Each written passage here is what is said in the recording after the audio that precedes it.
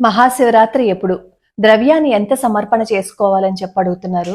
మహాశివరాత్రి ఫిబ్రవరి 15వ తారీఖున వచ్చింది.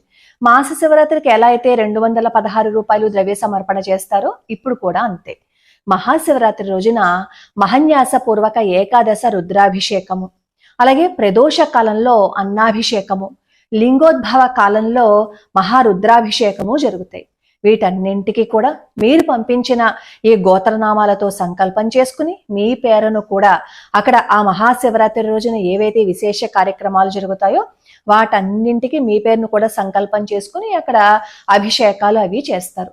ఎవరైనా పంపించాలి అని అనుకుంటే నేను కమ్యూనిటీ పోస్ట్లోనూ పెడతాను, ఈ వీడియో కింద కూడా వివరాలు పెడతాను, ఒకసారి చూడండి.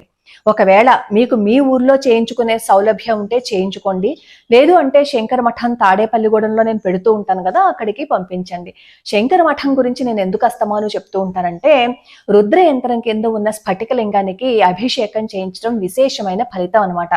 ఒకసారి అభిషేకం చేయిస్తే 1000 సార్లు అభిషేకం చేసుకున్న ఫలితం వస్తుంది. కాబట్టి ఆ ఫలితం అందరికీ చేరాలని ఎంతో మంది నాకు కామెంట్ లో పెడుతూ ఉంటారు. అభిషేకం చేయించుకున్న తర్వాత ఆ కష్టాలను తట్టుకునే శక్తి వచ్చిందని, ఆ కష్టం నుంచి బయటపడే మార్గం దొరికిందని, ఉద్యోగం వచ్చిందని, ఆరోగ్యం కుదుట పడిందని ఎంతో మంది నాకు కామెంట్ లో పెడుతూ ఉంటారు.